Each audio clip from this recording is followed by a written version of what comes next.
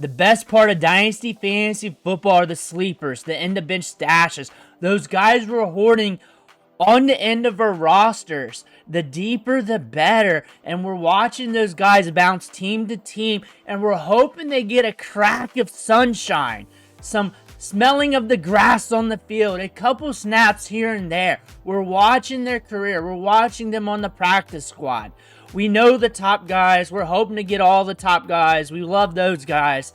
But the back end of the roster, those players who are getting a little bit of opportunity here and there, those guys are the guys that we were watching the most. And it's fun, especially when one of those players hit. Today we're looking at more stash plays like we do every week. We're looking at some of our favorite stashes.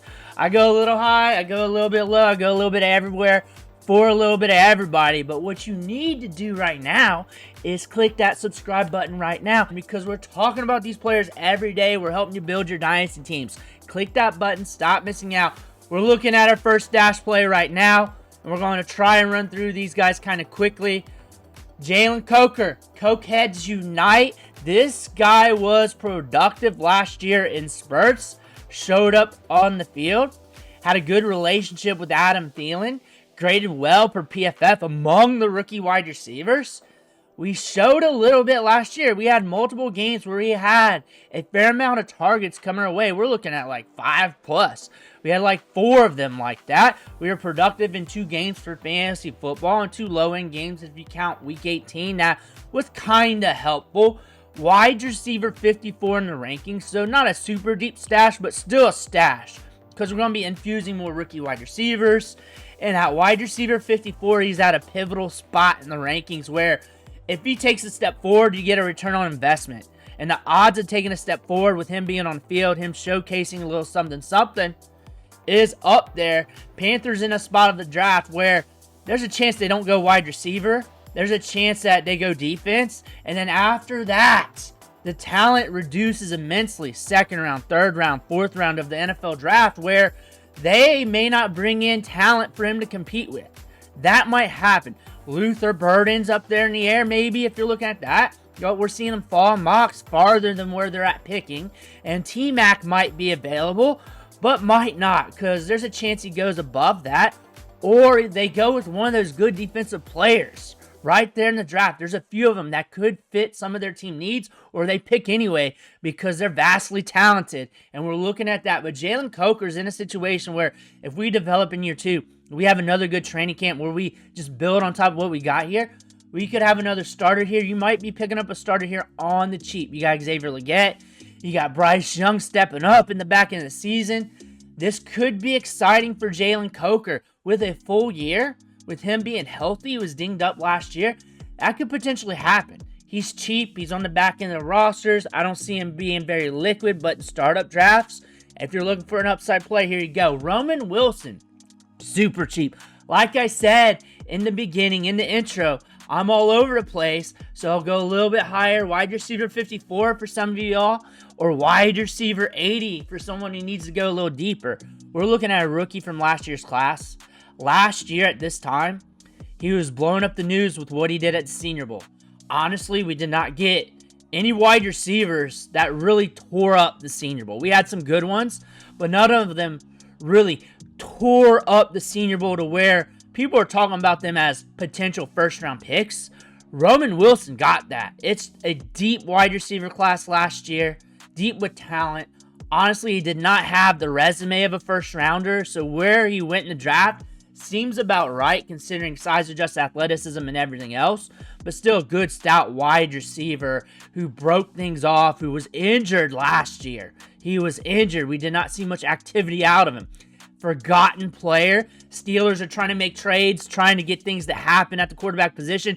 Trevor Lawrence, I don't know if that's going to happen. I doubt it. That might even be hearsay, may not even be real. But the Steelers are trying to make something happen here in Pittsburgh at the quarterback position. Maybe they mortgaged the team to get a quarterback, maybe not. Roman Wilson is in a position where maybe you get wide receiver 80 to wide receiver 50 results. Maybe you get that kind of growth into this season, and maybe you get more after that. We are a talented wide receiver prospect. We do have some speed to burn. We can break off routes. He's a cheap get. He's an afterthought right now. He's young. We got some good aptitude. George Pickens isn't really on the high right now for the Steelers, but I look for something to happen with him, whether he stays or goes, but not really looking at him. I'm focusing on Roman Wilson. We do have some upside here in terms of talent, in terms of speed, in terms of this team might get better somewhere down the line at the quarterback position because it has to, and maybe we can fuel multiple pass catchers eventually. Maybe we can do that, at least to volatility, up and down play. Guys that score a lot one week and nothing on the next. I don't really have any more words to describe it more if you're lacking in vocabulary, but there you go. Roman Wilson, wide receiver 80, super cheap. Luke Schoonmaker, I've been talking about him all off season. Very cheap for what you're looking at here. There's competition in the offense. We got 3 tight end 1 weeks out of him. 3 double-digit weeks out of Luke Schoonmaker, and he's a backup. He's got good size adjusted athleticism, drafted in the 2nd round. The team has draft capital to him. Had a game where he saw 10 tackles. And tight ends are a system position here for the Cowboys. That's just what it is. It's a system position. It's not like they've had ungodly amounts of talent there. It's a system spot. So if he ever gets the starting role, he's a guy to look at. And that's about it. If he gets the starting role, like we've seen here, or opportunities, it's a system spot, and there's a chance he could splash. Dak likes to target the tight end, and you might see him there sooner than later. Jalen Wright. I talked about him a few times. I took a break on him, but I do like talking about Jalen Wright as a stash play because one time I didn't mention him, and they're like, hey, what about him? So I do like Jalen Wright. I like him a lot for the Dolphins. I do have him valued higher than a stash, and I know a lot of people do, but in other leagues, maybe that's a stash play for you, or you're holding on tight considering the conditions at the running back position for the Dolphins. You got Devin Achane and company there. A good backup to have, a guy with a lot of upside. The Dolphins offense always has a lot of upside. I think we only saw a little bit here as a rookie. There's a lot of things going on with his prospect profile. He's not the most developed running back prospect, and on top of that, Tua was in and out of the lineup due to that concussion. Not the greatest look. The Dolphins were not as impactful, as explosive this year as in prior years. Going into year 2, going into year 3, a good handcuff, a good stash running back to have on your roster. Javon Baker.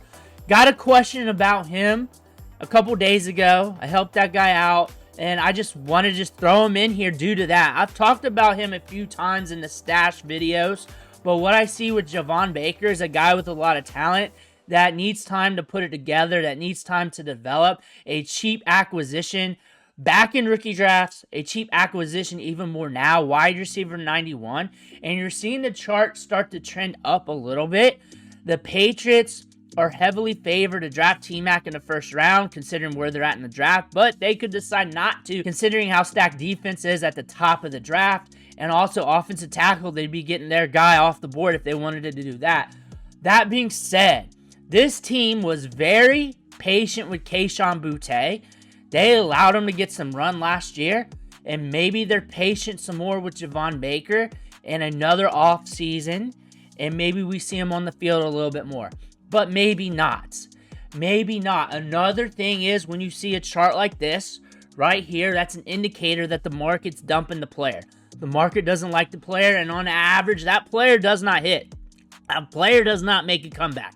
There's a few here and there that you could probably bring up, but most of the time, if you want to bet on that chart, because that's what that says. That's another reason why to look at ADP, like ADP over time, keep trade cut charts like that, because if you know what they're saying with the market values, then you can really make a play off that. On average, most of the time, ADP, keep trade cut, whenever a chart looks like that, after the rookie season, the market's taking a dump on the player, and there's a reason why usually, and 9 times out of 10, that player does not bounce back up. Javon Baker is in jeopardy of that happening. We do know he's a talented wide receiver. This is not a deep wide receiver class. There's a chance they bring in another wide receiver because you got Drake May. Drake May is the catalyst of bringing more talent in. That could potentially happen. Jalen Polk didn't hit either, so maybe it just takes some time to gel in the offense. Kayshon Boutte got his time to develop. That is one thing to think about when you look at those two rookie wide receivers. Maybe they get a little bit of time to develop in this offense. If they make it through the draft, if they make it through training camp, they're still on the 53. That is something to look at. And Kayshon Boutte wasn't getting a lot of run early in the season. It was in the back end of the season. So he's always going to be a player to pay attention to as long as he's on a 53-man roster. But depending on how deep you want to go, wide receiver 91 tells the story there. If you can go that deep, then cool. If you can't and there's something else that comes up, then good, make the pivot, because we're playing with pennies right here. And if you like another penny because it's a little bit more shinier, it's always good at this value, at this price tag. Sunk cost isn't really there. He was so cheap in drafts. Unless you overpaid, sunk cost should not be there. So if you want to move on after the draft, before the drafts, during training camp, you saw enough, cool, that makes sense. The market's saying so. That's what that chart says below me. The market's saying so. But if you want to hold on, they did allow Kayshon Boutte to develop a little bit in the system, giving him some opportunity. He was running 90% of the routes. That could be Baker. That could be Polk. Maybe not. Maybe not. We don't know. But he's also very cheap. You make your move. A.D. Mitchell, wide receiver 55, tons of upside. This offense not super electric in the passing game. There's a lot of competition for targets in this offense. That's the thing about this offense. This team could be electric in the passing game. They got the talent to do so. With Josh Downs and company there soaking up targets, Alec Pierce getting those deep balls. A.D. Mitchell created separation off the rip. One of the highest among rookie wide receivers and wide receivers in general when it comes to creating separation per route ran. 4.3 speed, can stretch the field. Would not be surprised if he just develops and become better in like year 2 or 3. This is a player I'd make a play on if I'm in the late second, third round, somewhere. And maybe you got to be more creative to add, because if I had him, not selling him for nothing. I'm just going to hold on and see what happens over time. So you're probably going to need more. I'm not saying it's value, but get creative. Once the wells start drying up in your rookie drafts, to where like you're in a spot of your draft where you don't like it in that early parts, where you're making that play for the wide receiver 55 on the Colts, and then it is a long-term play. I don't see him blowing up next year, but he is a talent to put some chips on to see what happens. He's got speed to burn. He can create separation. He's proven that. A good stash for the end of your bench. JT Sanders, tight end 18. Not really a stash, a rostered player, but for some of you guys, that's a stash. I do not advocate stashing too many tight ends. The tight end position isn't grand. You can be a tight end 1 and only score 9 fantasy points and still be just a few points off from being the tight end 25 on some weeks.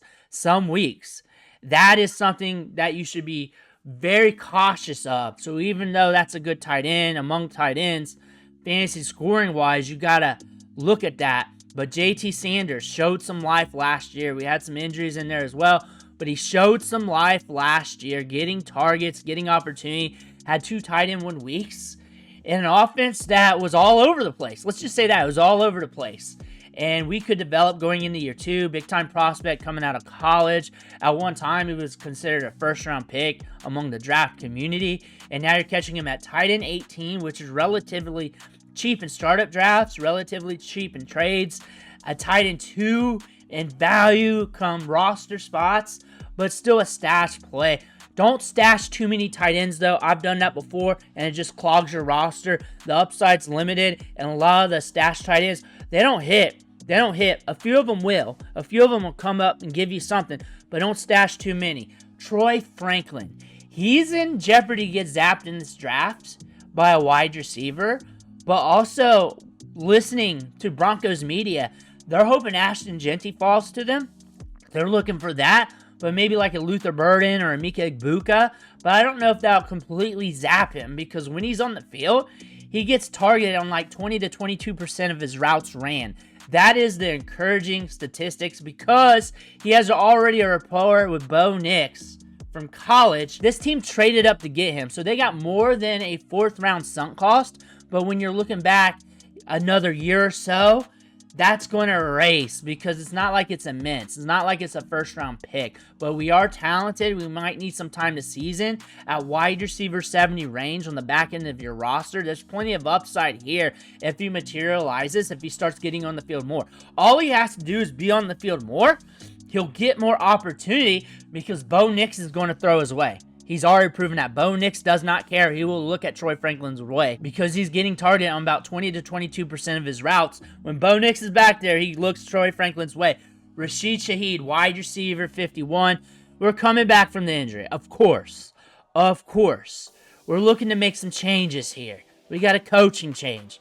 Rashid Shaheed gets deep. He's a deep threat wide receiver. He gets air yards. That might change with this offense. However, we know his game. We know what he's good at. Deep ball city. Volatile play. Great in all formats if you play it correctly. If you don't like volatile players, sell them. If you love volatile players, especially on the back end of your depth chart, this might be a guy to go after. Why would you like a volatile player? When you're setting your lineup and you're looking at the back end of your bench, he's a player, when healthy, that you put into your lineup, you close your eyes, and you pray to the fantasy gods, because you might get 18 to 25 PPR fantasy points, or 5. However, a lot of the rando wide receivers, you're just hoping to get 10, but you know that 25 spot's not likely. With a Rashid Shaheed, there's a chance for that. There's a chance for that. And it's like every 3 games or so that happens. So that's what you like about him, but there's also games where he'll nuke your lineup. But you're looking at your bench. You're looking at your stashes. That's what I like about a Rashid Shaheed. But there's players out there that hate that. They don't want that. They don't want that nervousness. And if you have that, don't do it. Don't do it. I play both sides of the fence because I just want to help people. I just want to help people. I don't want to say, hey, I'm right on this or that. I just want to help people. That's why I do that. So take it from me. If you get nervous about that, stay away from players like this. On the back end of your bench, you may want a player or two like this, either at running back, which is very few and far between, or a guy like this if you want to make that gamble if you're hurting. Elijah Moore's hitting free agency. He's a very talented wide receiver, might be going to a place where he gets used better, might be getting more opportunity. Wide receiver 75 is very cheap, and he's in that range in ADPs. An afterthought. He could probably get you like wide receiver 40 range in production. And what does that look like? A few volatile wide receiver 2 games. Production maybe a little bit better than this with good quarterback play. He's going to be on the field. He's going to be running routes. He's not going to be stuck on the bench. He will probably get a 70 to 75 route participation rate no matter where he goes. And that is very intriguing considering they're ranking 74 wide receivers ahead of him. So that is something to look at if you're looking for a wide receiver on the cheap at Dynasty. Marvin Mims is upside city. We finished the season on the high. Deep ball, volatile play, another Rashid Shaheed type player until we start getting a higher target share, which is something I like, which is something you might hate. And you have to make that decision on how you want to build your team. I would look at it as a portfolio, like a stock portfolio. You have your good long-term assets, you have your stable assets, you have your volatile plays, and you have a good mix of what you got. Of course, we all want Jamar Chases and all those top wide receivers, but sometimes you got to money ball it, and it's in season with your lineups. Guys like this can get you by on some weeks. Like if he hit against Cleveland for you, put him in that one time, and you got lucky. Hey, you're moving forward. You're moving forward, and that's what you're looking at with those volatile plays. Air yards, deep balls, it can get it done for you. Sean Tucker, a volatile play at the running back spot. He has 2 running backs ahead of them, but if one goes down, he's getting opportunity. And that is great to see for a running back like this. RB55 in the rankings, that's going to drop immensely because we got a ton of rookie running backs to look at. We got a ton of them. And I think a lot of people are going to value about 15 rookie running backs ahead of him, somewhere in that range, because he's stuck on a depth chart. But as a stash play, your mid-season week 8, one of those running backs go down, say Bucky Irving gets hurt. You know he's going to get some volume. You know you might be able to flip him for a good ROI if someone's jonesing, if someone's FOMOing for running back points and they remember that one game for week 6. It happens. I'm not going to throw a price out there because it could be crazy. It could be crazy in season. You know this if you played long enough and if you've been in enough leagues. That could happen. But on top of that, he's a guy that can get you spot production. If I had one of those Tampa Bay running backs, I'm getting Sean Tucker. I want Sean Tucker back there just in case because the opportunity is immense. He'll get a lot of touches if that happens, a good opportunity share. He's pretty much just a backup running back. I value him as like an RB2 on a normal team. They use 2 running backs at the same time on a lot of plays. A good amount of time. He will be on the field if one of those running backs get hurt, and he will have more value when that happens. Let me know who you're stashing in the comments below. That way I have more ideas for future videos. And of course, I'll help you out with those with future videos as well. Click that button. Stop missing out. I want to thank you for watching. Catch you on the next video.